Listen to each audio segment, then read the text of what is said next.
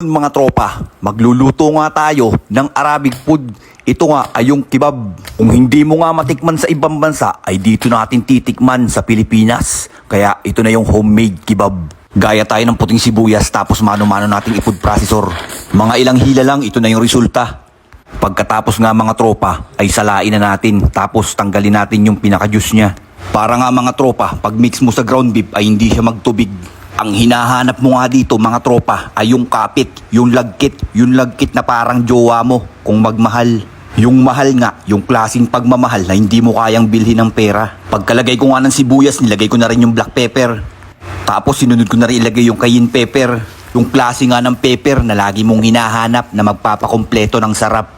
Yun na nga mga tropa, imekos-mekos na nga natin yung klase ng mekos na talaga namang didikit sa sobrang kapit. Yung klase nga ng pit na mapapapilipit ka. Ama na nga ang kapit dahil talaga namang kapit na kapit ang pagkakadikit ng mixed ground beef. First time ko nga palang magluto nitong kebab mga tropa. Simple nga lang magluto nito mga tropa. Manood ka lang ng YouTube yung Arabic recipe.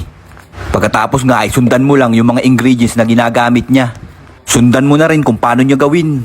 Yon mga tropa, dito na nga natapos yung hapit na kailangan mong kumapit para pulidong-pulido yung kapit. Dinaan ko na nga sa tula mga tropa para maiba-iba naman. Pagkatapos ko nga kalikutin at pakapitin mga tropa, ay ito na yung resulta. Pagkatapos nga ilagay muna natin sa freezer para kinabukasan ay saka natin iihawin. Nagtuhog na rin nga pala ako ng mixed vegetable. Yung klase nga ng tuhog, yung tuhog ka lang ng tuhog. Yon mga tropa, ito na nga yung kinabukasan kaya naman tara't umpisa na natin mag-ihaw. Isap lang na natin yung kompletong sangkap ng mixed ground beef.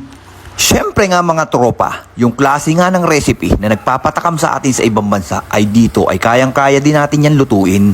Kaya naman hindi mo na kailangan dumayo doon para kumain. Teka, silipin muna natin yung klase ng silip na parang sumisilip pa sa bintana.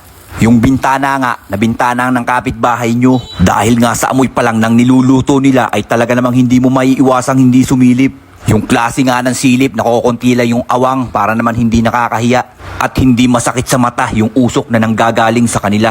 Yun mga tropa, follow, like, and share yung masasabi mong swabing-swabi lang.